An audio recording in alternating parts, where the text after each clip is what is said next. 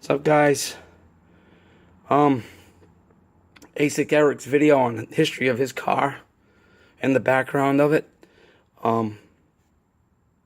This is the cowl tag that goes on the cowl. It gives you all the identification of what the car is and pretty much where it was made. And there's a way to decode these, and we'll go over that.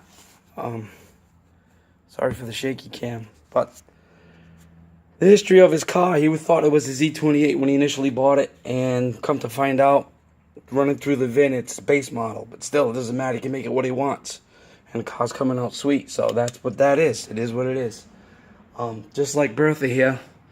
Bertha is a Z28 clone, and I don't have the cowl tag on it because I ruined it when I was taking the car apart, and I just went nuts. So I put a wire wheel on it and ripped it right off. I didn't even realize I did it. So I get a lot of guys at the car show. They're looking at the car and they're looking at it, and they go over, and there's a couple of things that are telltale. One is the cowl tag, and the other is, you got the interior panels. That's the Z28 package. And one thing that gives it away is the speedo. You see the 150. Oops. So that is not an original cluster. That's a Z28 cluster. Plus I have the badge over here on the horn button. And then, Z28 did come with this console. But I got a Quicksilver in, and that's what came with the car. So it's not a Z28. But it's not a base model either. It's just a step up from the base model, which Bertha was essentially 73. Type LT. I kept the badge. This used to go in the trunk.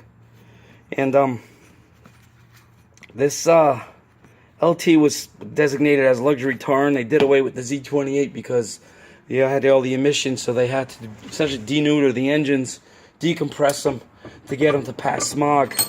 So who wants to buy a Z28 that can't get out of its way, but you can enjoy a luxury touring Camaro? And that's what the Type LT was. This car was forest green and had a white vinyl top, and it had a 350 in it, and it was like low compression, and the car was a dog, but it retained its look. So they were just trying to, I guess GM was trying to make the car still desirable by deeming it a luxury touring. So now it's a Z28 clone, and then we get to Bubba here. And Bubba's an SS.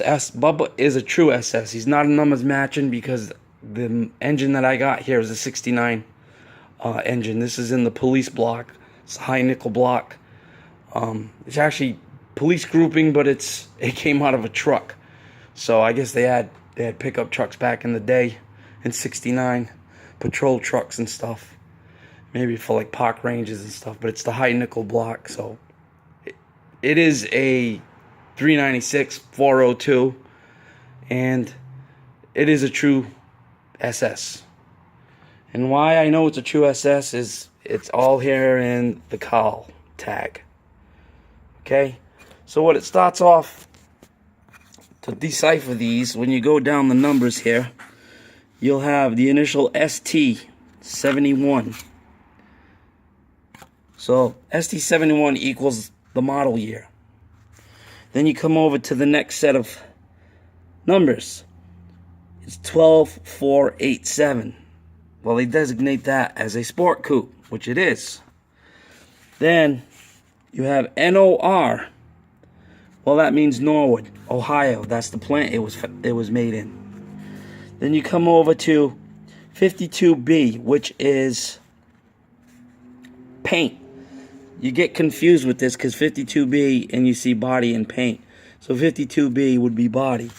So we come over to 52B, and that's what the car originally was. Sunflower yellow, had a black vinyl top, and it had black rally stripes.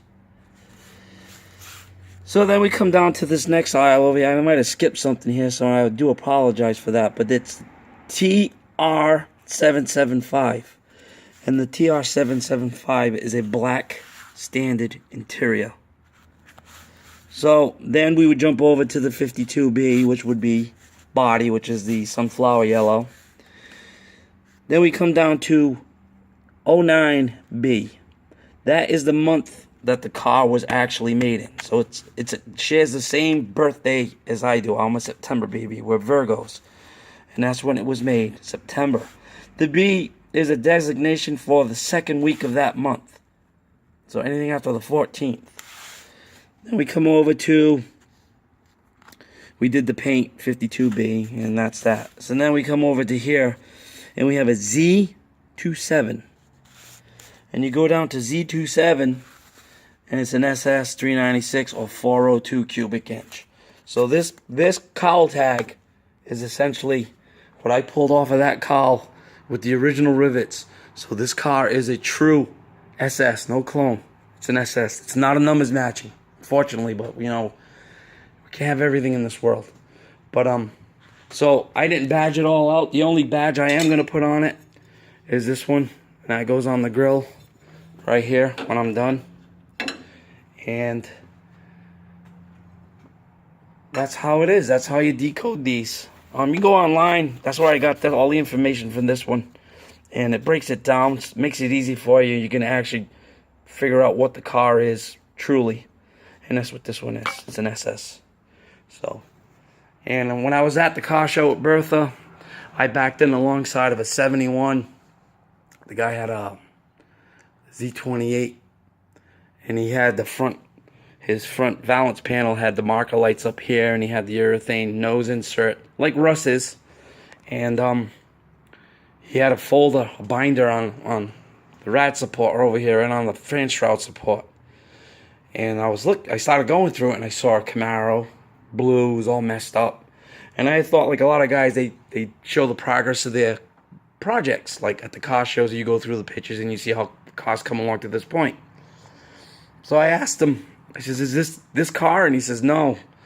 He says, this is the car I'm selling. And I flipped the binder back, and it said for sale on it with title, $900 the best offer.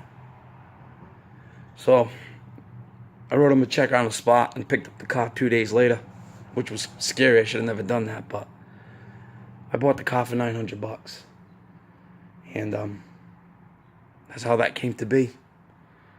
So let's hear your stories. That's my story.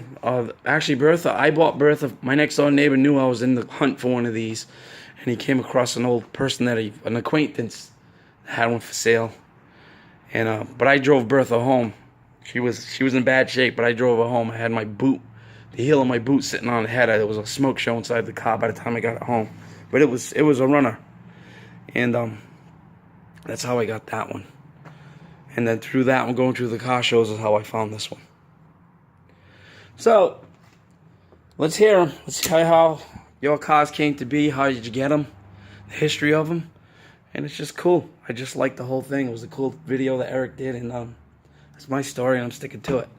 So go online. If you want to figure out what your car is, get the cowl tag, decode it. You never know what you might have sometimes. All right, this is Mark from the Second Gen. Be well, be safe, and thanks for watching, commenting, subscribing, and we'll see you on the next one. Peace, fellas and ladies.